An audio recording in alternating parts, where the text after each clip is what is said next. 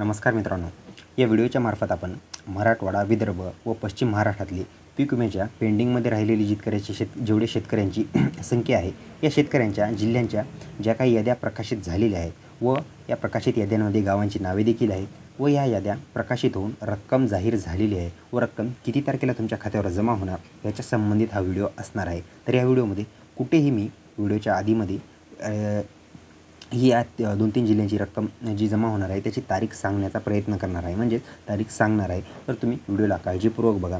त्या अगोदर मी तुम्हाला मेनली जे काही जिल्हे सांगतो, ज्या जिल्ह्यासंदर्भात अपडेट देण्याचा मी हे करणार आहे। तर बघा, यामध्ये मराठवाड्यातले जे काही मेन जिल्हे आहेत त्यांची अपडेट आपण देतच असतो, पण आता प्रामुख्याने आपण विदर्भ देखील कव्हर करणार आहोत। म्हणजे यामध्ये यवतमाळ असेल, अकोला असेल, त्यानंतर अमरावती असेल, या 2 ते 3 जिल्ह्यांची देखील अपडेट जाणून घेणार आहोत व पश्चिम महाराष्ट्रातले जमलं तर कोल्हापूर, सोलापूर, पुणे विभागाची देखील महसूल मंडळानुसार जी काही अपडेट आहे व तारीख व रक्कम निश्चित झालेली आहे ती जाणून घेण्याचा आपण प्रयत्न करणार आहोत। तर चला आपण व्हिडिओला सुरुवात करूया। आणि यामध्ये आता अकोला जिल्ह्याची आपण जी काही गावांची यादी पार पडलेली आहे व रक्कम व तारीख किती आहे तुम्हाला मी लागलीच सांगणार आहे। पण त्या अगोदर जर चॅनलवर नवीन असाल तर माझं नाव आहे सम्राट आणि स्वागत आहे तुमचं शेतकरी सम्राट यूट्यूब चॅनलमध्ये। तुम्ही जर आतापर्यंत चॅनलला लाईक, सबस्क्राईब व शेअर केलं नसेल तेही करून घ्या, कारण पीक विमा व इतर शेतकऱ्यांच्या ज्या काही नवनवीन शेतकऱ्यांना योजना येतात, नवनवीन काही GR येतात, ते सर्वात फास्ट तुमच्यापर्यंत पोहोचवण्याचा आपण प्रयत्न करतो व जशा GRच्या व कशाच्या PDF येतील त्या देखील तुम्हाला डिस्क्रिप्शनच्या मार्फत प्रोव्हाइड करण्याचा आपण प्रयत्न करतो। तर व्हिडिओला लाईक करा, शेअर करा, सबस्क्राईब करा व माझ्या डाव्या साईडला जो काही बेल आयकनचा घंटा दिसतोय कुंडीच्या खाली त्याला देखील दाबा, म्हणजे तुम्हाला सर्वात फास्ट नोटिफिकेशन पोहोचून जाईल। तर तुमचा वेळ वाया न घालवता आपण व्हिडिओला सुरुवात करूया। तर बघा, आता आपण अकोला जिल्ह्यापासून सुरुवात करणार आहोत, पण त्या अगोदर आपण मराठवाड्यातले जे काही जिल्हे आहेत त्यांची अपडेट जाणून घेऊया। पाहायला गेलं तर बुलढाण्यामध्ये पीक विम्याचं वाटप जवळपास 80% आसपास पीक विमा शेतकऱ्यांच्या खात्यावर मंजूर होऊन जमा देखील झालेला आहे। उर्वरित 20% शेतकरी जर कोणी विविध असतील तर तुमच्या देखील खात्यावर 1 ते 2 दिवसात कार्यालयीन वेळेमध्ये रक्कम तुमच्या खात्यावर जमा होऊन तुम्हाला देखील मेसेज येऊ शकतो। मेसेज चेक करा, वेळोवेळी बँकेत जा किंवा बँकेत जर जायचं नसेल तर जवळच्या आधार केंद्रावर जाऊन आधारमार्फत लॉग इन करून तुम्ही तुमची रक्कम पेंडिंग राहिलेली पाहू शकता। जर ते देखील करायचं नसेल तर PM किसानच्या वेबसाईटवरती जा, तुमचा सांकेतिक क्रमांक टाकून तिथे अवेटेड दाखवत असेल तर तुम्हाला वेळ आहे, अवेटेड जर दाखवत नसेल तर तुम्हाला लागलीच 1 ते 2 दिवसामध्ये रक्कम तुमच्या देखील खात्यावर जमा होऊ शकते। तर ही होती याची बघा अपडेट। आणि लागलीच आता हिंगोली जिल्ह्याची अपडेट। हिंगोली जिल्ह्याला या आठवड्यामध्ये रकमेचं पीक विम्याचं वाटप हे गव्हर्नमेंटमार्फत निर्धारित करण्यात आले व कधीही रक्कम तुमच्या खात्यावर जमा होऊ शकते। पाहायला गेलं तर हिंगोलीला अतिवृष्टी नुकसान भरपाईचं वाटप देखील सुरू झालेलं आहे। जवळपास 7,000 शेतकऱ्यांना रक्कम आतापर्यंत मिळालेली आहे। उर्वरित शेतकऱ्यांना अतिवृष्टीची देखील रक्कम मिळणार आहे। त्यामध्येच आणखी एक महत्त्वाचा मुद्दा कव्हर करायचा झाला म्हणजे जी पहिली यादी होती अतिवृष्टी नुकसान भरपाईची, हिंगोली जिल्ह्यामध्ये पहिली यादी जी प्रकाशित झाली होती, अशा शेतकऱ्यांना रक्कम जमा व्हायलाही सुरुवात झालेली आहे। 2-4 दिवसापूर्वीच झालेली आहे।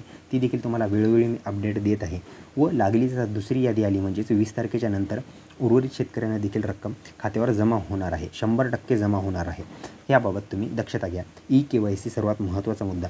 ज्या शेतकऱ्यांनी लेट EKYC केली त्यांच्या खात्यावर रक्कम जशी EKYC केली तशी रक्कम तुमच्या खात्यावर जमा होईल। मग ती लेट होईल, कधी होईल हे तुम्हाला माहिती, कारण तुमच्या EKYC करण्याच्या प्रोसेसवरती डिपेंड आहे। व आता दुसऱ्या यादीमध्ये शेतकरी जे आहेत त्यांनी लवकरात लवकर EKYC करून घ्या, म्हणजेच लागलीच तुमच्या खात्यावर नुकसान भरपाईची देखील रक्कम लवकरात लवकर तुमच्या खात्यावर तुमच्या भौगोलिकदृष्ट्या जे काही तुमच्या शेताचं क्षेत्र आहे त्याच्यानुसार तुमच्या खात्यावर रक्कम जमा होईल। या गोष्टी तुम्ही काळजी घ्या। तर ही होती अतिवृष्टीची अपडेट। तर बघा, आपण बाकी आता अपडेट पीक विम्याची जाणून घेऊया। आता चला आपण हे झालं मराठवाड्याची थोडीफार अपडेट। आपण आता विदर्भात वळूया। विदर्भामध्ये आता अकोला जिल्ह्यामध्ये पीक विम्याचं जे काही आता नवीन प्रकाशित याद्या झालेल्या आहेत त्या याद्यांमध्ये काही शेतकरी अपात्र ठरवण्यात आले होते व पात्र शेतकऱ्यांच्या गावांची जी काही यादी आहे ती समोर आलेली आहे। यामध्ये देखील 30% शेतकरी हे अपात्र आहेत, कारण इथे पण अकोला जिल्ह्यात पण बऱ्याचशा मोठ्या प्रमाणाचा घोटाळा झालेला आहे व तिथल्या जिल्हाधिकाऱ्यांनी देखील CSC केंद्रांवर रेड टाकून जे काही घोटाळ्याचं प्रकरण आहे ते सगळं समोर येऊन उर्वरित शेतकरी जे काही 3400च्या आसपास शेतकरी अपात्र ठरवण्यात आलेले त्यांची देखील वेगळी यादी प्रकाशित केली आहे। ती जर तुम्हाला यादी पाहिजे असेल अपात्र शेतकऱ्यांच्या गावाच्या महसूल मंडळानुसार तर तुम्ही तशी कमेंट करा किंवा तुम्हाला डिस्क्रिप्शनमध्ये मी डायरेक्ट पुढच्या व्हिडिओमध्ये लिंक देऊन टाकेल, त्यामध्ये डायरेक्ट जाऊन तुम्ही PDF बघू शकता। तर चला आपण आता अकोला जिल्ह्याकडे वळूया। यामध्ये काय अपडेट आहे आता बघा, मी ज्या काही गावांची नावे सांगतोय त्या गावाला लागलीच यवतमाळ व अकोला या दोन्हीला 1 ते 2 दिवसामध्ये रक्कम जमा होऊ शकते। म्हणजेच आज जर यवतमाळला भेटली तर उद्या किंवा परवा अशा प्रोसेसमध्ये तुम्हाला रक्कम मिळून जाईल। आता जाणून घेऊया अकोलामधले जे काही गावांची यादी आहे। तर बघा, अकोल्यामध्ये अकोला आहे, अकोली खुर्द व अकोली बुद्रुक हे 2 आहे. त्यानंतर अलियाबाद आहे, अंबिकापूर आहे, आनंकवाडी आहे, त्यानंतर अनवी आहे, त्यानंतर आपोटी बुद्रुक आणि आपोटी खुर्द हे 2 गावे आहेत. त्यानंतर बदलापूर आहे, बदलापूर झाल्यानंतर मुंबईमधलं बदलापूर नाही. त्यानंतर भिरखेड आहे, त्यानंतर भुरड आहे, भोड आहे, बिरसिंगपूर आहे, बिरसिंगपूर झाल्यानंतर बोंडारखेड आहे, त्यानंतर बोरगाव आहे, बोरगाव झाल्यानंतर चांदूर आहे, चांगीफळ आहे, चांगीफळ झाल्यानंतर चिखळगाव आहे, डाबकी आहे, दहिगाव आहे, दहिगाव झाल्यानंतर डाळंबी आहे, डाबकी आहे, डापूर आहे, धागा आहे, ढोककी आहे, डोनवाडा आहे, इकलारा आहे, त्यानंतर गानोरी आहे, घुसार आहे, घुसार गाव झाल्यानंतर गोरेगाव बुद्रुक आणि गोरेगाव खुर्द हे 2 गावे आहेत.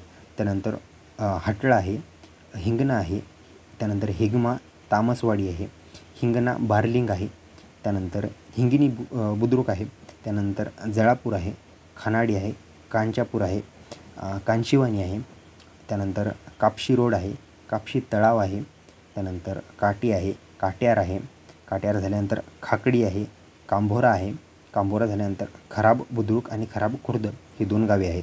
त्यानंतर कोठारी आहे, कांभारी आहे, त्यानंतर लोणी आहे, लोंगार आहे.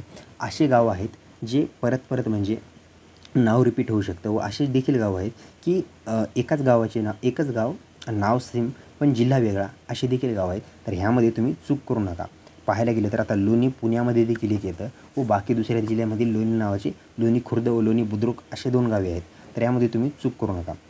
त्यानंतर माजलपूर आहे, मंडाळा आहे, मारोडी आहे, त्यानंतर माझोड आहे, त्यानंतर मिर्झापूर आहे, त्यानंतर नायगाव आहे, नायगाव झाल्यानंतर निंबी आहे, निपाण आहे, निरत आहे, त्यानंतर पालोडी आहे, पाटी आहे, राजापूर आहे, राजापूर झाल्यानंतर रामगाव आहे, रोहाणा आहे, रोहाणा झाल्यानंतर शहापूर आहे, शहामाबाद आहे, शिळोंडा आहे, शिवापूर आहे, सिसा आहे, सिसा झाल्यानंतर सोनाळा आहे, सुखळी आहे, सुकापूर आहे, टाकोडा आहे, तामसी आहे, उगवा आहे, उखळी आहे, उमरखेड आहे, उमरखेड झाल्यानंतर वाकी आहे, वाळकी आहे, वाणी आहे, वारोडी आहे, वारोडी झाल्यानंतर येटोळा आहे व येलवण आहे, वाशिंबा आहे.